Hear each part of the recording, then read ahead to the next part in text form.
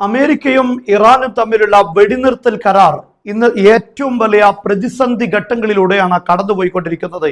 ഇപ്പോൾ അമേരിക്ക വെടിനിർത്തൽ കരാറെല്ലാം ഒഴിവാക്കി വീണ്ടും ഇറാനെതിരെ കടലിൽ ഉപരോധം ഏർപ്പെടുത്താനുള്ള നീക്കം നടത്തുന്നു എന്ന സൂചന വരുന്നു. ഇസ്രായേലിന്റെ വൈനെറ്റ് ഈ ഒരു വാർത്ത പുറത്തുവിട്ടിട്ടുണ്ട്.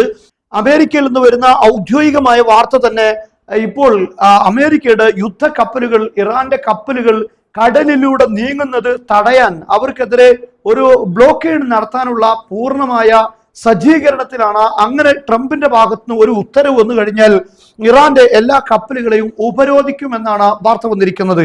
യഥാർത്ഥത്തിൽ അങ്ങനെ ഒരു സാഹചര്യം ഉണ്ടായാൽ വീണ്ടും യുദ്ധത്തിലേക്കായിരിക്കും അത് കടന്നു പോവുക.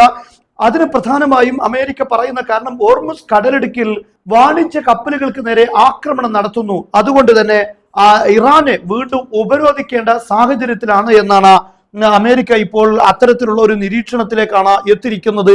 എന്തായിരുന്നാലും ഇനി അങ്ങനെ ഒരു നീക്കം നടന്നാൽ അത് ഗുരുതരമായ സാഹചര്യമായിരിക്കും. ഇപ്പോൾ ഇറാന്റെ IRGC നേതാവ് പറഞ്ഞിരിക്കുന്നത് തന്റെ രാഷ്ട്രം പൂർണ്ണമായി സജ്ജമാണ്, എല്ലാ ശക്തികളും ഉപയോഗിച്ച് ശത്രുവിനെ ആക്രമിക്കാൻ അവരുടെ മുനയൊടിക്കാൻ ഞങ്ങൾ സജ്ജമായിരിക്കുകയാണ്.